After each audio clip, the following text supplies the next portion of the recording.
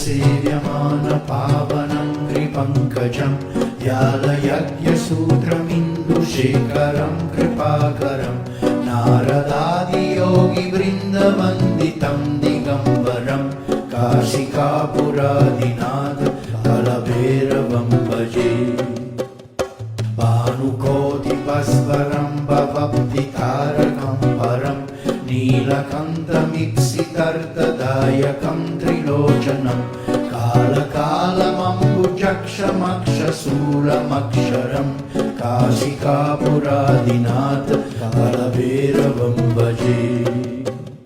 शूलतङ्कपासदन्तपादिमादिकारणं श्यामकायमादिदेवमक्षरं निरामयं भीमविक्रमं प्रभुं विचित्रतङ्गवाप्रियं काशिकापुरादिनाथ कालभैरवं भजे। भुक्तिमुक्तिदायकं प्रशस्तचारुविग्रहं भक्तवत्सलं स्थिरं समस्तलोकविग्रहं विनीवनं मनोज्ञहेम किङ्किणीलसत्कृतिं काशिकापुरादिनाथ कालभैरवं भजे। धर्मसेतुपालकं त्वधर्ममार्गनाशकं कर्मपाशमोचकं सुशर्मदायकं विभुं स्वर्णवर्णशेषपाशशोभितङ्गमङ्गलं काशिकापुरादिनाथ कालभैरवं भजे।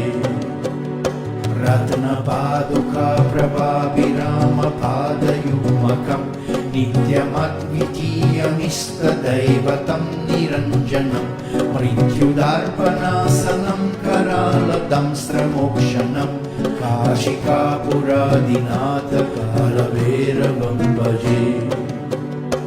अट्टहासभिन्नपद्मजन्दकोशसन्ततिं दृष्टिपातनस्तपापजालमुग्रशासनम् अष्टसिद्धिदायकं कपालमालिकाधरं काशिकापुरादिनाथ कालभैरवं भजे।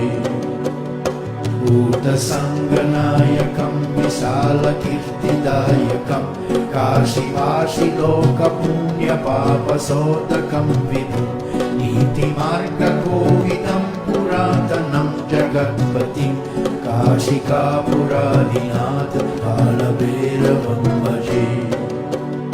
कालभैरवाष्टकं पतन्ति ये मनोहरं ज्ञानमुक्तिसाधनं विचित्रपुण्यवर्धनं शोकमोहदन्यलोभकोपतापनाशनं ते प्रयन्ति कालभैरवङ्घ्रिसन्निधिं ध्रुवं ते प्रयन्ति कालभैरवङ्घ्रिसन्निधिं ध्रुवं काशिकापुरादिनाथ कालभैरवं भजे।